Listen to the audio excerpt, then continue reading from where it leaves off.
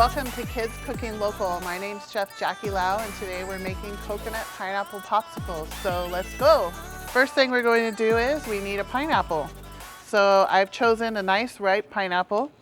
I want to make sure that I get a nice ripe one because you want that sweetness to be inside of your popsicle.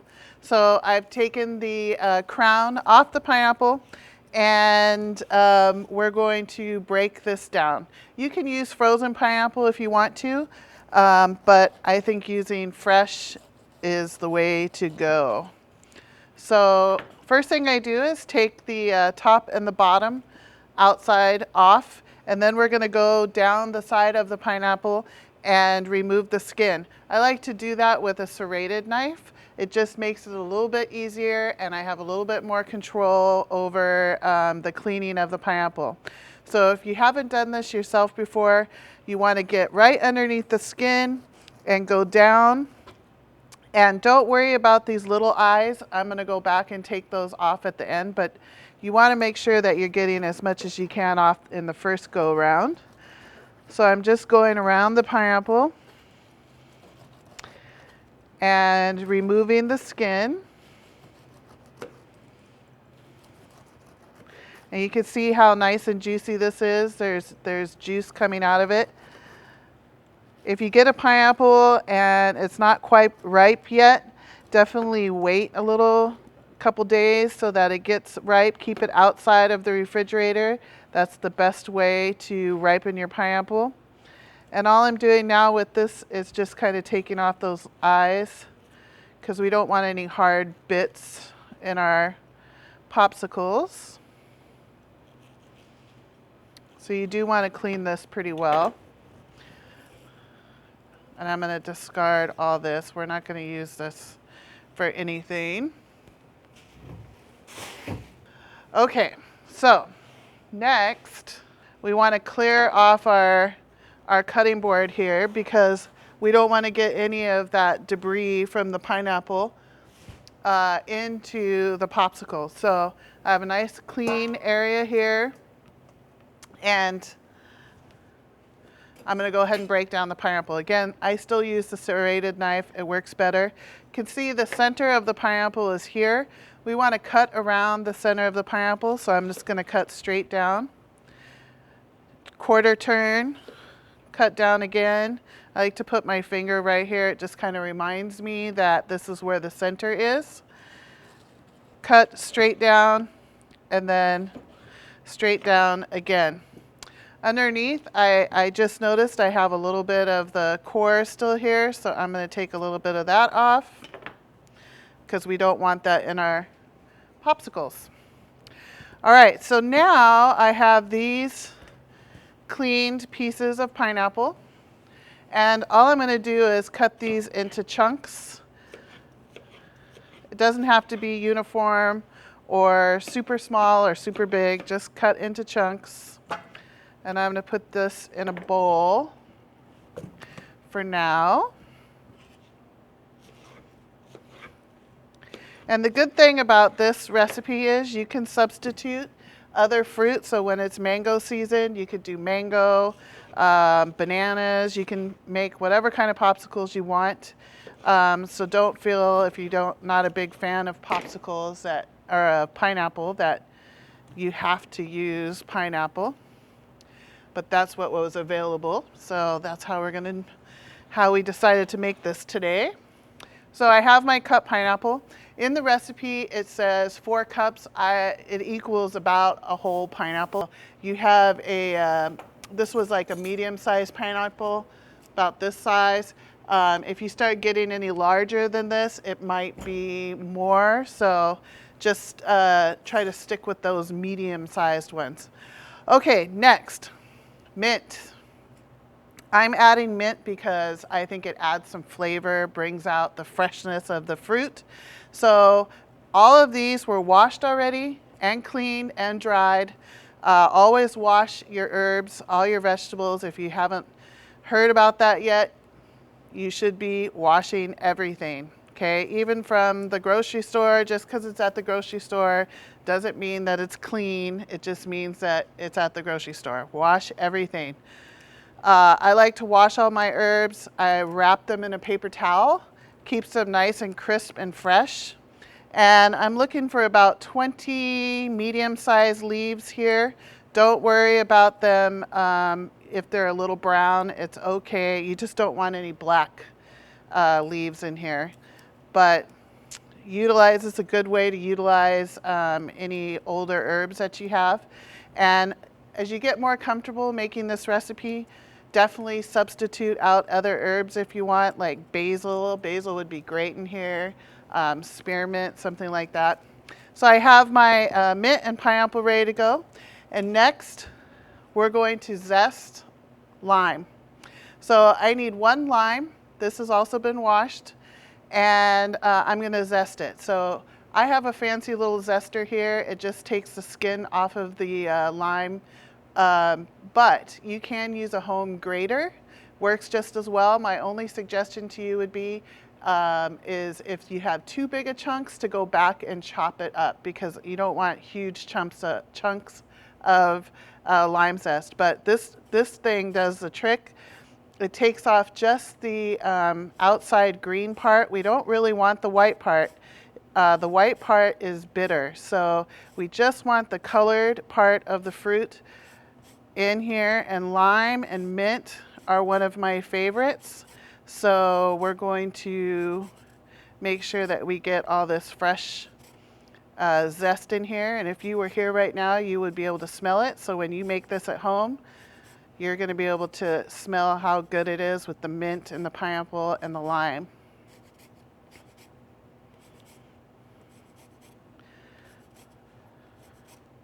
So again, just take the green parts off. You don't want to go too far down.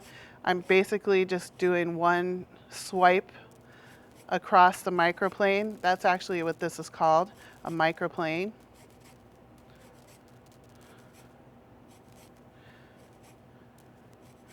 So get off as much as you can, and on the back side, this is all what we're looking for here. This is the prized stuff. All that skin that's on the back is called lime zest, and that is what we want to be in our popsicles.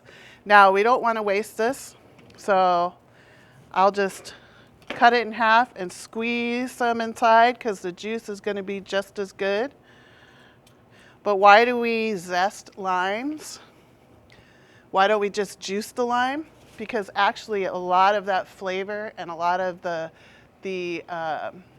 smell comes from the citrus zest. So this is really going to add a whole bunch of flavor to our popsicles. Okay, we're going to set this aside really fast, and we're going to move on to the next part. So we do need to use a stove or heat this. You could heat it in a microwave if you needed to. But I have a small pot here. There's a can of coconut milk. And we're going to use a can of coconut milk and my fancy little thing, if I can get it started.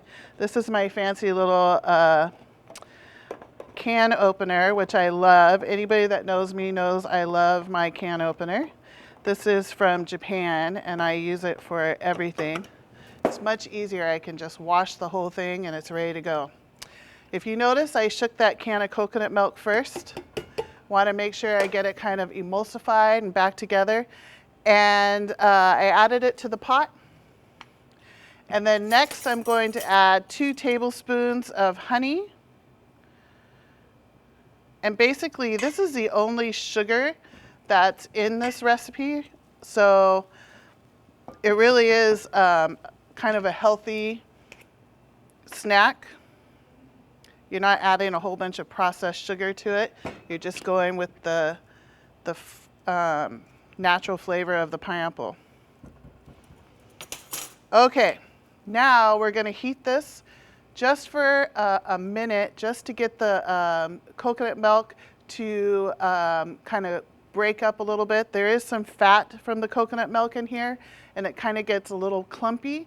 So I want to make sure I just heat that up to melt those clumps of coconut fat, and then to incorporate the honey in here. So we're just going to warm this up.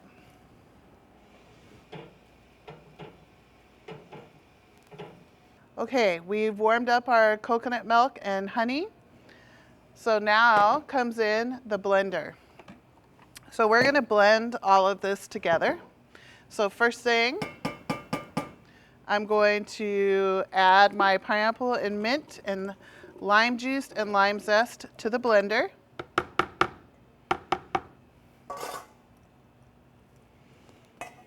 And then I'm going to add the coconut milk and the honey. Again, we're not trying to get this super hot. We just want to melt the coconut fat. So please don't boil it and reduce it. You just want to warm it up a little bit. Put your top on securely. And be really careful, by the way, when you're doing blenders. Always kind of pulse it a little bit first, so you're not having this giant explosion. And if you ever are blending anything that's hot, always take a towel, place it over the top of the blender, because there's little vents in here, and the hot liquid expands and you can get really, really burnt. So be very, very careful. In this case, we just have warm coconut milk, so we should be okay.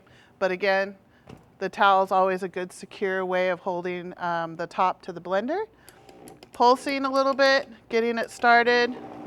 I have a speed control on this one, so I can control it this way. But all I'm gonna do is blend this together. And what I'm looking for is the bits of mint to be broken down and the pineapple not to be completely blended into nothingness, but I want to make sure that the mint is blended.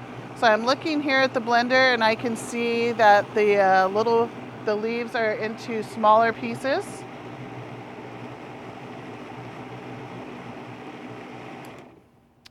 That's it. Easy. If I can get this top off now. There we go. Okay, so you can see there's still some chunks of pineapple in there. So that's going to add some texture to our popsicles. And it's going to add that, you're going to know that it's pineapple in there. So it's going to taste great, and it's going to have little bits of the fruit. Okay, next. I have cups. You can use popsicle molds, but cups are easier to find than popsicle molds. And these are 5-ounce cups, so you can make 10 5-ounce cups for the popsicles. This is actually easier to handle by putting it into a small container, and I keep them all together. I'm ready to roll with that, so all I'm going to do is pour my popsicle mix into here.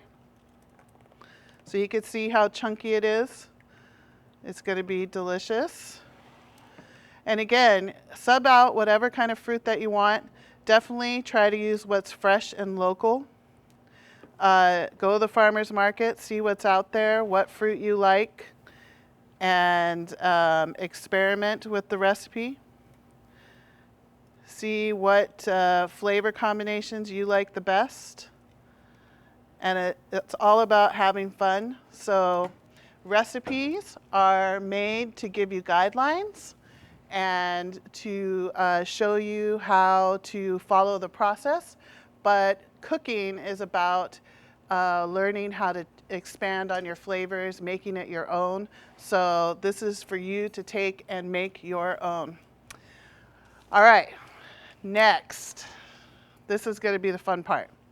Fun part is, how do we get the stick to stand up straight? You don't want to have popsicles with sticks laying over. So I have this kind of interesting way of doing it. I take some blue tape and I lay it over the top of the cups.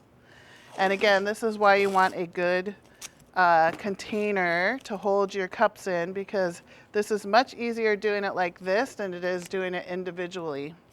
Individually is kind of a pain.